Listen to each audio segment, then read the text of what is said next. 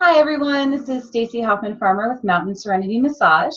Today we're speaking with Jenny Mannion. She is an intuitive healer, and she's actually had a healing journey of her own over the last few years where she has healed herself of multiple chronic illnesses using the techniques she's outlining in her new book, Short Path to Change, 30 Ways to Transform Your Life. Jenny works with the mind-body-spirit connection as well as the law of attraction and the chakra system from Eastern medicine in order to help herself and her clients heal from these diseases. Jenny, thank you so much for joining us today. Thanks so much for having me, Stacy. Very happy to be here. Oh, great. Okay, so Jenny, I wanted to start off with hearing more about what you went through and how you traveled on your own healing journey in order to create your work. Sure. Well, I was sick for about 7 years with a bunch of chronic pain, and as I went to doctors, I got more diagnoses. The first was chronic mono. They always found the Epstein-Barr virus in my blood. The second was fibromyalgia, which had me feeling like I had the flu most days. The next was a genetic blood disorder, factor V Leiden, which they said I was like 500 times more likely to get a blood clot with that condition. And within 3 weeks or a month, I manifested a blood clot, wound up in the hospital for 4 or 5 days.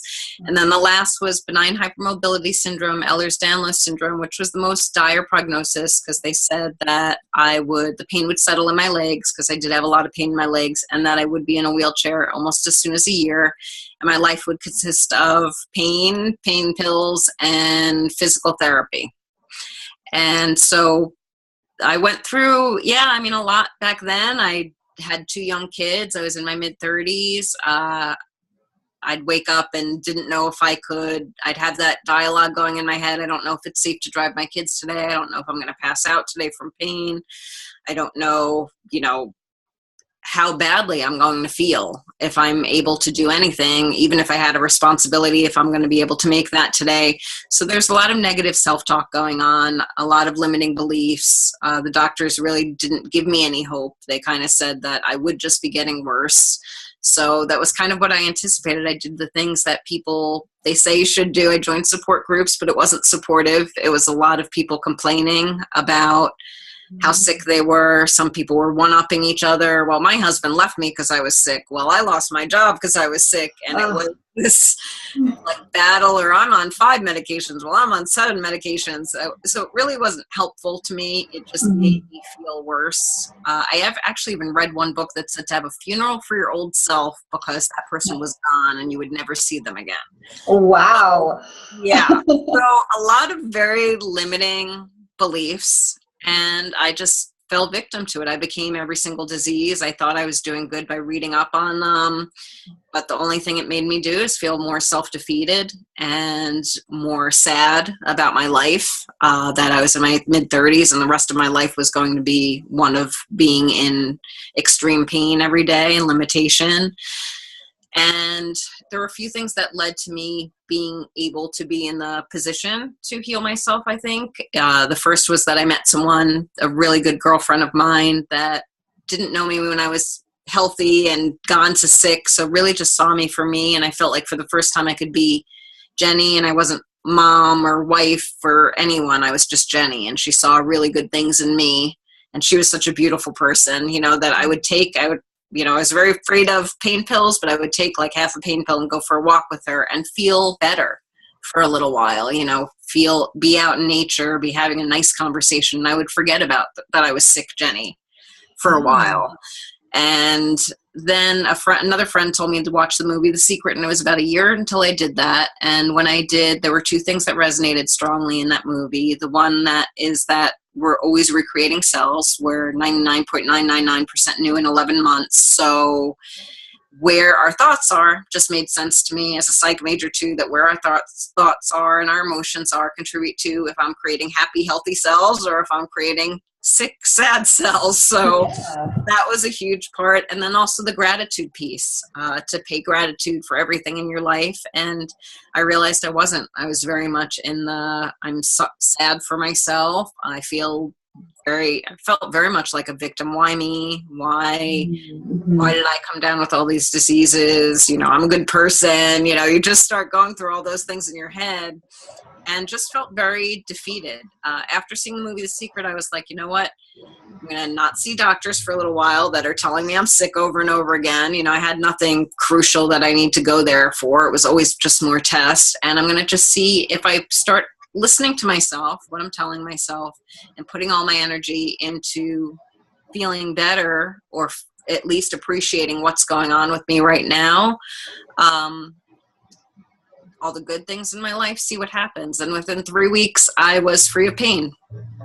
Wow, 3 weeks after a 7-year journey of going basically from bad to worse. I mean, how disheartening to hear that it's just getting worse and worse and worse, and you have to accept it instead of any shred of you could feel better trying this, or, you know, oh, wow.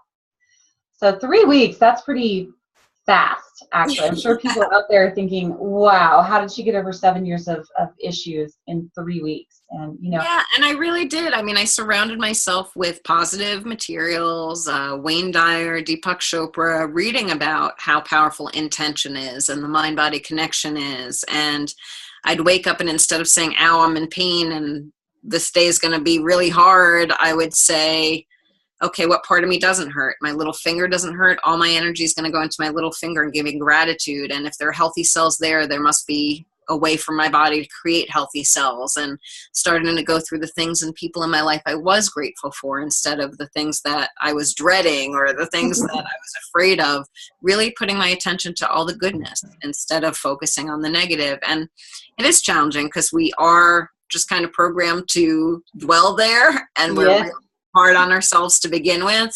So when someone is giving you limits, it is challenging to wrap your head around or to get beyond that and say, you know what, maybe that isn't true. You know, maybe there is an alternative, because we do look at doctors as these professionals. You know, they've gone to a lot of years of medical school.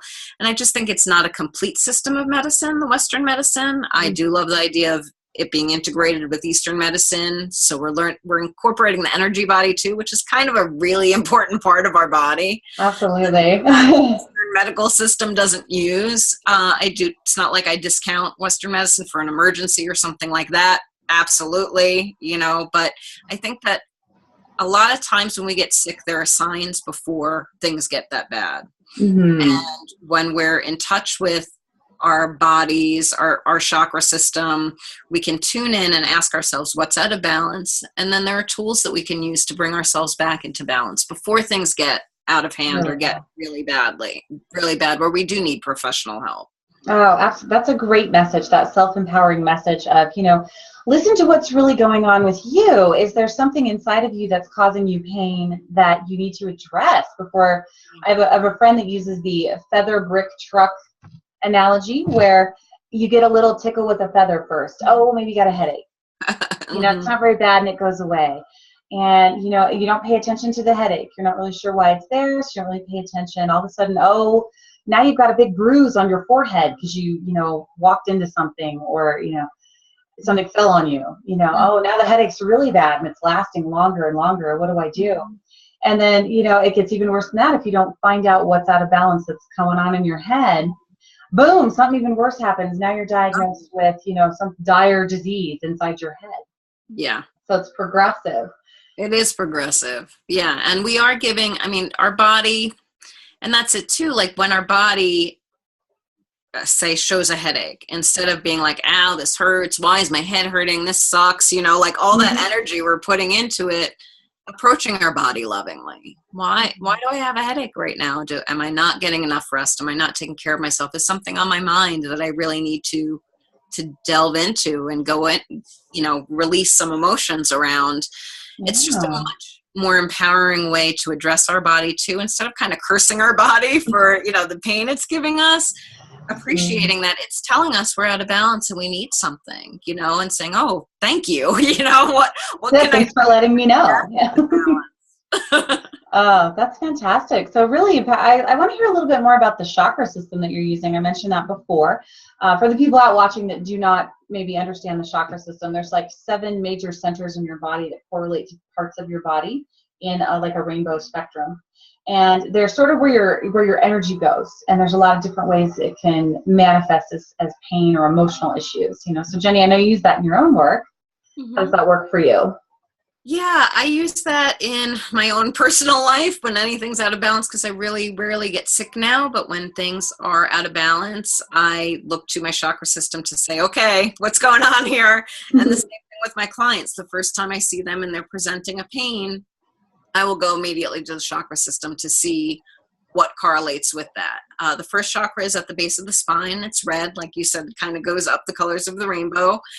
And it's really about, it's root chakra, it's called too. So it's about our roots. It's about who we were brought in here with, our family of origin, our community, the messages we've gotten from them. Have you been told life is hard? Have you been told, money is the root of all evil? Have you been told these things? Because that's where they're going to sit. And if you believe them, it can make it really hard to walk on this planet, those limiting beliefs. And we can get problems in our legs and our feet if the root chakra is off. The second chakra is right above, a couple inches above, and it's orange, and it's the sacral chakra, and it's about how we create on all levels, how we create the emotions and relationships, how we create as men and women, how we create our body image, how we feel as a sexual being, our sexual relationships, how we create money and abundance.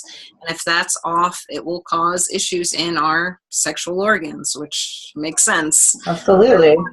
Third one is our power center, which is yellow, and it's our gut. It's our solar plexus, and it's our power center. It's how we feel about stepping into power. Do we feel powerful and overly confident? Because if that's overly open, that's where the narcissist will come from, or the person that's almost just overly confident, not confident and secure in themselves, but always trying to feel like they have to prove themselves. One-uppers would be overactive. One-uppers, yes.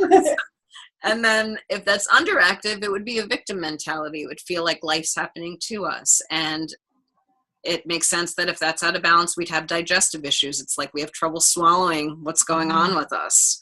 The fourth one is the heart in the middle. And that is actually, that joins like the bottom three and the top three, because the bottom three are really about our life here on earth, and the top three are more spiritual, and the heart is right in the middle, and it's all about our relationships and love, and it's about that self-love too, which is the base of all love, because if we do love ourselves, we attract healthy relationships. We can create healthy boundaries. We're not giving to excess. A lot of times I'll find this off balance in women because women are giving too much. They're giving to their kids and their spouse and people at work, and they're not taking time for themselves. They feel guilty almost to even claim that time. So the fourth chakra would be off, would be underactive in that case. Fifth chakra is the throat, really important. Again, sometimes in women I find this off because it's the communication. Do you feel comfortable communicating your truth? Have you grown up in an environment where it was safe to communicate your truth? Is there a difficult conversation you're going to have? Are you not hearing someone else's truth? And also it's how you create. So if you're meant to be a speaker, but you are like doing everything but that, or limiting yourself, your throat chakra might get out of balance. It can cause thyroid and throat issues. Sixth chakra is between the eyes. It's called the third eye chakra, and it is all about your intuition, how you see the world, how you intuit the world, the outer world, and how you intuit yourself. And also how you receive guidance and intuition. We all receive intuition differently. Some people are clairvoyant or clairsentient. They're different strengths, and it's like a muscle. If you start working with that, you will develop it. If that's out of balance, you can receive headaches and just actually have like balance issues. Seventh chakra is the crown chakra, which is beautiful. I love it because it's really about our connection to everyone and everything. So many times we feel like we're really separate, but we're all really connected. And I love that there's foods to balance each chakra, but the crown chakra, it's really about being present when you're eating, not shoving the food in, not, oh my God, I have 20 minutes for lunch, get this in. It's really about being, present when you're eating, being grateful that you have food in front of you, being grateful for the people that you're eating with. And also how you receive information from your environment. So those are the chakras, and I do feel like they are really great for an inner diagnostic system. In my book, I offer really short exercises to get in touch with each one, as well as affirmations that help each one, yoga poses that help each one, gems and foods that help each one. There are many different ways we can bring them back into balance. Oh, that's fantastic. And I love that they're really short exercises. Yes. I know a lot of people out there, we feel like we don't have a lot of time. So, something that's really quick and easy that can really make a profound impact. That's so great. And I'll give you a great example of what happened to me. I was having trouble, creating boundaries. As you said, a lot of people don't really know how to speak their truth and create those healthy boundaries. And I was trying to clear that throat chakra, and I manifested laryngitis for a couple of weeks. I was feeling really guilty about saying what I really needed to say to make sure I was healthy and okay. And then I couldn't talk at all. So, that feeling of guilt was so overwhelming that I manifested this crazy disease, and then once it's over, it became much easier to really speak what I needed to speak and get that out there. So. Yeah. And that's what, when on this short path to change, you're going to face some uncomfortable stuff. Okay. Yes, well, we're actually trying to bring some of that stuff to the surface because we want to look at it and see if it's truth. I have clients that I see that they have had a parent that has told them they're not smart enough, pretty enough, good enough at what they do. And they believe those beliefs only because they haven't really looked at them. For what they are, and once you start looking at the beliefs, you can say, you know what, you can disprove that. Of course I'm smart enough. I went through school and I'm able to talk with my friends, have intelligent conversation. Of course I'm smart enough. You're able to disprove some of the negative beliefs that we tell ourselves over and over, and start coming to a place of peace. It's really about that self-love and self-worth, because when we do stand in that self-love and self-worth, we know that we are able to create and deserving of creating the life that we want. Oh, absolutely. What an empowering message, to really listen to what your body is telling you that you need, and then being able to put that into practice. I love that you guide your clients into that space of really taking control of what they really need to live the life that they really want. And, getting rid of disease is a huge part of that. Nobody wants to be in pain all the time. Right. So guiding yourself into that affirming, loving space that you're talking about, and really taking on, you need to love yourself first. That's incredibly empowering. Yeah. And I start my first chapter in my book. Often I start with forgiveness and self-forgiveness, because that is very limiting. If we're holding ourselves back for something we feel like we've done or said, or something someone else has done or said to us, it's going to hold us in the past, and it doesn't mean that what happened was wonderful. It just means that we're not going to let it hold us there anymore, and if we feel someone did something horrible to us, well, healthy, well-adjusted people don't go around hurting people. So that person was probably either shown that behavior themselves, or they were coming from their own limited, behavior and knowledge, and they hadn't healed their stuff, so really coming to that place of love and understanding, and knowing that, okay, I've held this pain long enough, and I'm going to let it go. And there are tools for forgiveness where it's just easier to let go and bring yourself to the present moment. You're not going to feel better if you go on about it for another 10 years. It's not going to help you at all. It's going to keep you in that space and not creating what you want to create. So it's much healthier for us to be able to come to that place of self-love and self-forgiveness, and forgiveness of everything that's happened to us up until this point, because we can start creating from right now and right here. And it begins with that self-love and that patience with ourselves. And as we struggle, as we will, because we're human, being able to kind of smile about it, laugh it off a little bit, say, how can I help you? How can I help you, to myself, just like you would a close loved one? What can I do to make you feel better right now? We would do that in a heartbeat for someone we care about, but we don't do that for ourselves. If we find ourselves feeling badly, usually the first thing we go to is beating ourselves up more. Why am I so bad? What did I do? Yeah. It's not going to motivate us to heal. It doesn't create a healing environment in our body. It creates that defeated. Think about it. When you feel defeated, it's almost like you feel hunched over, you feel low. And if you're giving yourself that confidence and saying, it's okay, like you would to a friend, give a hug, it's okay, this is going to pass. It's not that big a deal. There's 3 different ways this can work out. And guess what? In a couple of weeks, it's not going to matter that much. True. Give ourselves that confidence that we would someone else, and that love. I don't know why it's so hard, just because it's a pattern and we're not used to it.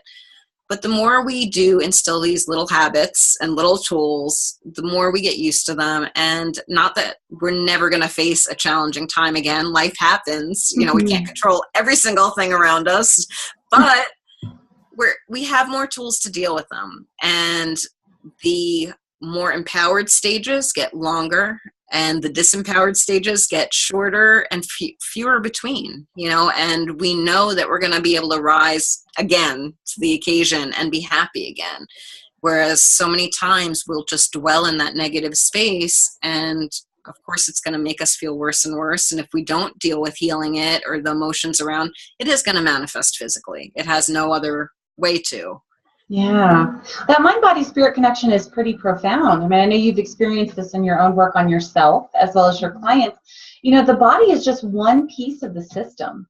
Your mind is really, when you get something stuck in your head, you're really creating whatever you're thinking about. And as you mentioned before, you start what-ifing all this negative stuff. I mean, what if you turn that into a positive? It's not what if I wake up and my day is horrible. It's right. What if I wake up and I have the best day I've ever had, and see what happens? Yeah, and so many people too, especially like the busy moms I get, say, I have no time. My day, I'm running and until I pass out at night. But there's always time. There's time when you just wake up in the morning and you're laying there, and most people, that and when they go to bed are their worry times. Mm-hmm. Oh, I'm starting this meeting today. Oh, I have this, and this to do. Oh, and they're going on their heads about and worrying instead of being grateful they woke up that morning, being grateful, for the house that they're in, and the comfy bed that they're in. There's also the shower. Shower is the one place usually your kids won't bother you in there. Isn't that the truth? You can go in there, and I mean, the shower is so therapeutic because it's water rushing down your body, and usually there too we're unconscious. I remember times I was like, did I wash my hair? I don't even remember what happened 2 seconds ago, because it becomes such an automatic pilot. But why not use that time? The water is washing all negativity away from me. I'm intending this day to be amazing. Something crazy good is going to happen to me today. Just setting those intentions. Even though we say we have no time, maybe you commute to work, there are little bits of time when it doesn't have to be, you don't have to be meditating cross-legged, for hours oming. If you spend these little bits of time consciously watching where your mind is and listening to your self-talk and choosing what you want to create instead of listening to that. I tell my clients it's a lot like static. Mm-hmm. on a radio station. It's all those past program thoughts that, I mean, they really are like static. But when we set intentions, when we say, yes, I want this, when we get present, we're tuning in that dial and we're sending that clear signal to the universe. This is what I want. This is what I know is possible. And it's so much more powerful than that static. I mean, you can have hours of that static. As long as you have a few minutes of that clarity and that clear channel, it can change your life very quickly. In 3 weeks, in fact. I mean, look how quickly you're able to change your own life. Well, yeah, I mean, I know people out there may be reacting like, oh, that's way too easy. How did she do that? It's like magic. Well, it really is like magic when you start bringing the mind, body, and spirit together. I mean, massage that I perform, that's one piece of it. I treat what's happening in the body, but I don't have the ability to change what's going on in your mind or to to get into your spirit space and see what's really happening. I can tell what's happening in the body. And Jenny, obviously, she's intuitive, so she can kind of see what's happening in the energy, connect the dots into what's going on in the body. So really powerful when you think about how changing your mind can change your whole life. I mean, in just 3 weeks. That's pretty incredible. Well, Jenny, it has just been a pleasure talking to you. I mean, we've had a great time today. I love your message. I'm really enjoying your new book. So anyone that's resonating with Jenny's work, again, the name of the book is A Short Path to Change, 30 Ways to Transform Your Life. And she outlines all of the great stuff she's telling us with those short exercises to really get in tune with your chakra system, your body, what your self-talk is doing inside your head. So you can start shifting those things and create a better life and get rid of the pain, get rid of the disease. And it's totally worth it. I definitely think everyone should check it out. Thanks so much. It was great having you today, Jenny. We'll talk to you later. Thanks, Bye, everybody. Stacey.